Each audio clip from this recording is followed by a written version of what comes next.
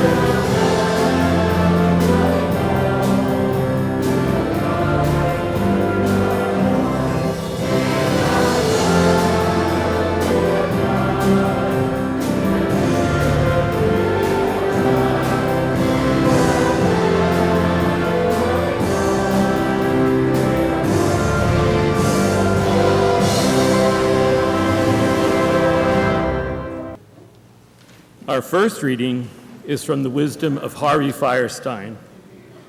Never be bullied into silence.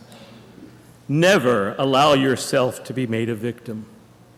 Accept no one's definition of your life. Define yourself. In these human words, God's voice is heard. Our second reading is from the wisdom of Fran Lebowitz. If you removed all of the homosexuals and homosexual influence from what is generally regarded as American culture, you would pretty much be left with, let's make a deal. In these human words, God's voice is heard. Our third reading is a reading from the prophet Amos. There are those who turn justice into bitterness and cast righteousness to the ground. There are those who hate the one who upholds justice in court and detest the one who tells the truth. There are those who oppress the innocent and take bribes, and deprive the poor of justice in the courts. Seek good, not evil, that you may live. Then the Almighty will be with you, just as you say God is. In these human words, God's voice is heard. Well, I have a very special surprise for you today. As you know, this is National Coming Out Day, so I need to tell you something. My husband is gay.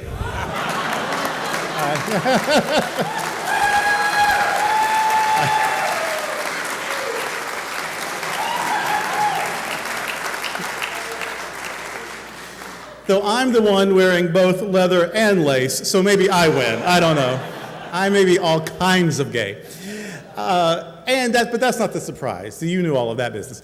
The surprise is we have a guest speaker today. And you know that whenever I give up the pulpit, it is for someone amazing. So you'll be very glad for our guest today. It's someone who usually when we bring a guest is from out of town. This is actually a neighbor.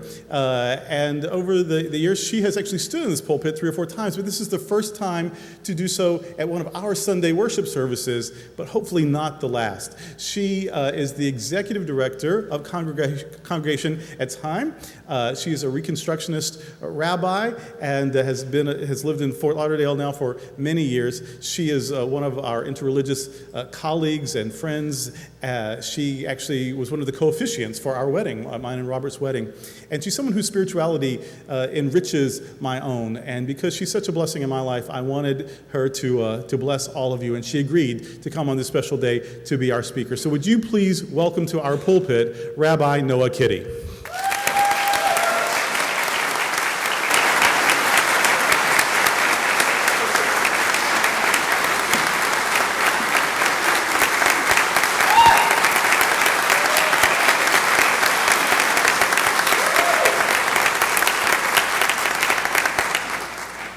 Thank you. Thank you for that wonderful, warm introduction, Darrell.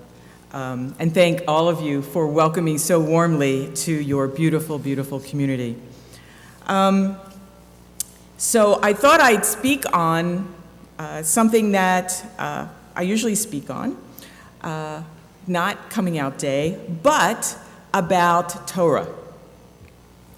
Now, many of you might know that this week we begin again in the Jewish community our annual cycle of reading the Torah, which is also known as the 5 books of Moses, some circles, Hebrew scriptures, the first scripture, goes by a lot of names. Within Jewish tradition, it is understood that this canon goes further than explain the origins of the Jewish people, because it purports to explain the creation of the entire world. In doing so, it unites the Jewish people with all the other peoples of the world, establishing a kinship with all people everywhere throughout all time, under the understanding that humanity was created in a single act by a single God, who is described as being omniscient, omnipresent, and beneficent. The original name for the first book in this series is Sefer Ma'aseh Bereshit, the Book of Creation. Under Greek influence, it became known as Genesis because it described the genesis, the origin of all life on the planet. Looking at the opening verses, we read of the creation of day and night, of light and darkness, the firmament, the waters from above and below, land and seas and vegetation, the heavenly lights, fishes and birds, and finally, on the 6th day, land animals and human beings. And here is where it gets kind of interesting or difficult or infuriating. Depending on how you understand our inherited tradition and the force it plays in our everyday lives. In Genesis 1:26 we read, Na'aseh Adam b'tzalmo, k'ed mutenu, let us make man in our own image, after our likeness. So why is this interesting or difficult or infuriating? Because we've come to understand that God has no image. So how can the image of God be repeated, as it were, if there are no images of God? Or maybe it means that humans are like God, but that doesn't make sense either, since we understand also that God as all-knowing, all-present, the source of all good, and that, sadly, doesn't describe humanity either. But the text has pity on us and declares in the next verse, male and female, God created them. Ah, clarity. Except not so much of that either. Is the text saying that God is male and female, or that humanity comes in two forms, male and female? The problem with the former is that we don't accept God as having a gender, and the problem with the latter is that even as early as the 2nd century, our rabbis accepted that not all people fall into the neat categories of male and female. There were androgynos, true hermaphrodites, tumtum, hidden or undeveloped sex organs, elonit, a masculine or infertile woman, or asaris, a feminine or infertile man. Moreover, the Agadic literature, the non-legalistic exegetical text in the classical rabbinical literature, mentions Mordecai suckling Esther. It's the Purim story. So Mordecai is Esther's uncle. So Mordecai is suckling Esther when no wet nurse could be found. There's also God changing the gender of a child even as it was being born. And the first Adam, the first original human being one creature with both male and female characteristics. So why is this significant? Because as much as we are familiar with the opening chapter of Bereshit, we are unfamiliar with the 2,000 years of dialogue and commentary on what these verses mean.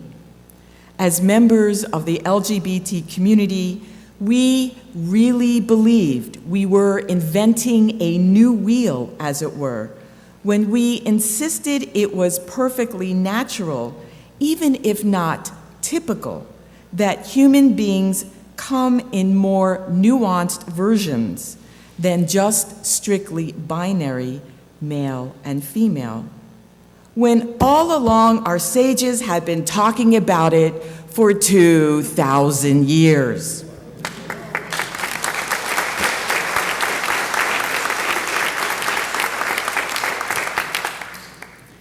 Now, we can be angry and upset that we were never taught about the varieties of gender expression in Hebrew school, or Sunday school, or truly any school.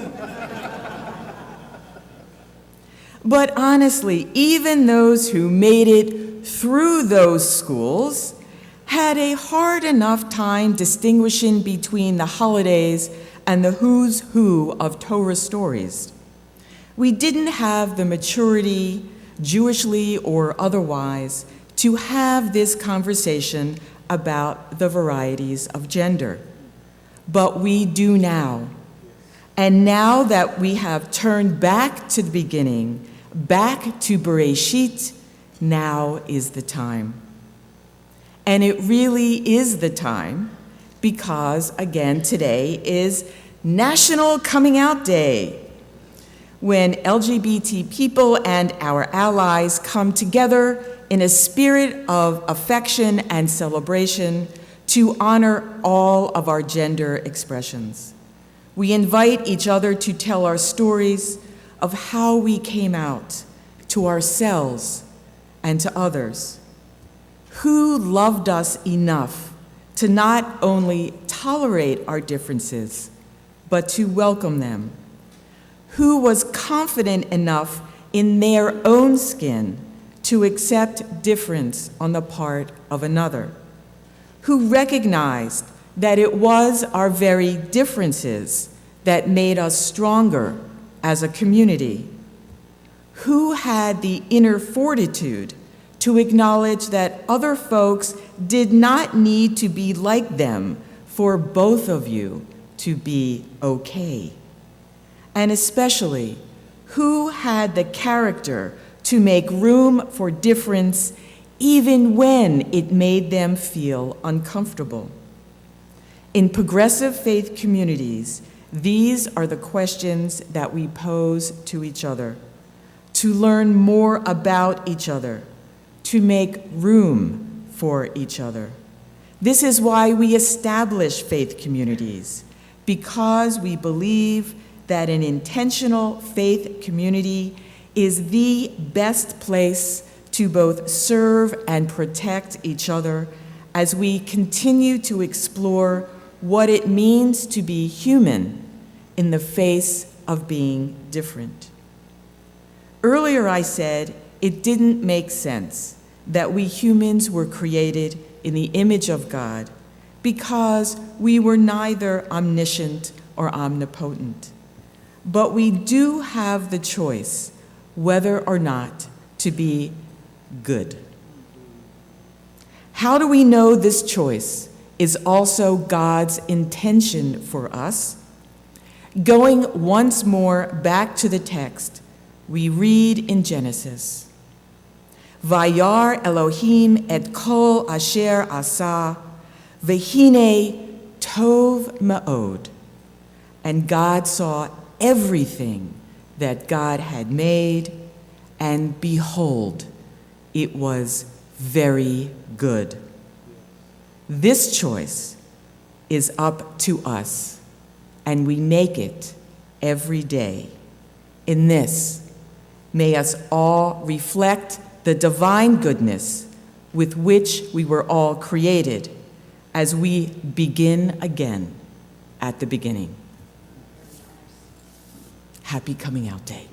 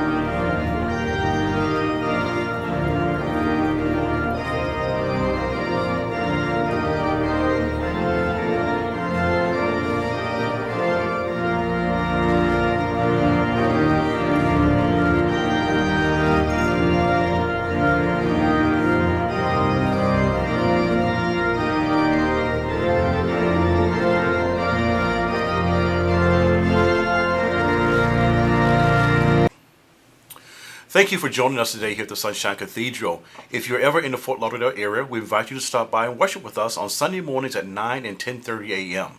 If you'd like to make a donation to the Sunshine Cathedral, or if you'd like to find out other resources that the Cathedral has to offer, please visit us at www.sunshinecathedral.org. Until the next time, we look forward to seeing you here at the Sunshine Cathedral.